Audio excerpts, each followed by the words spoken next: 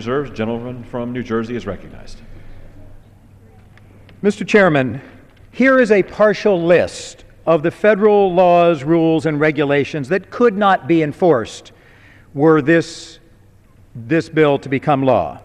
The Endangered Species Act, the Migratory Bird Treaty Act, the Oil and Gas Operations in National Park Service units, the oil and gas operations in national wildlife refuges, the casing and cementing regulations, such as should have been applied in the Deepwater Horizon case, the wastewater management regulations, the plugging and abandonment regulations. In other words, when pits or wells are abandoned, the best management practices for oil and gas drilling on public lands, the timing limits of when operations could be conducted with least disruption to wildlife, the protections for sacred sites, historic trails, fisheries, and wetlands, and much more. It's been sold as a states' rights bill that would only block the Bureau of Land Management fracking rules, but it would strip agencies on federal lands of the authority to enforce almost every regulation on the books. Because any state that has any regulation that affects these activities means that none of these regulations could apply. They'd all be superseded by the state regulations. That's what the bill says.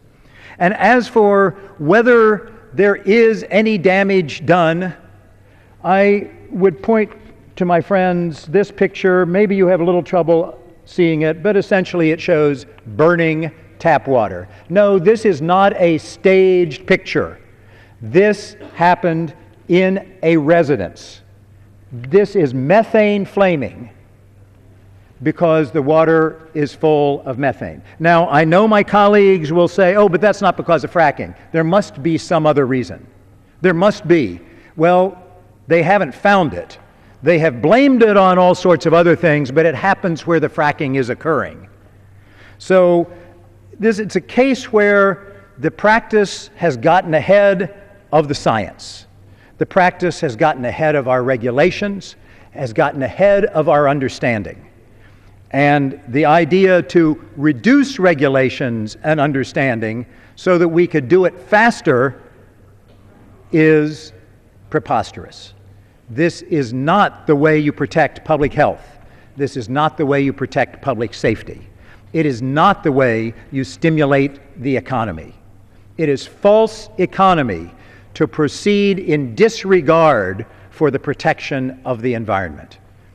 And so with that, Mr. Chairman, I urge my colleagues to oppose H.R. 2728. Gentleman, yield real quickly. I'd be happy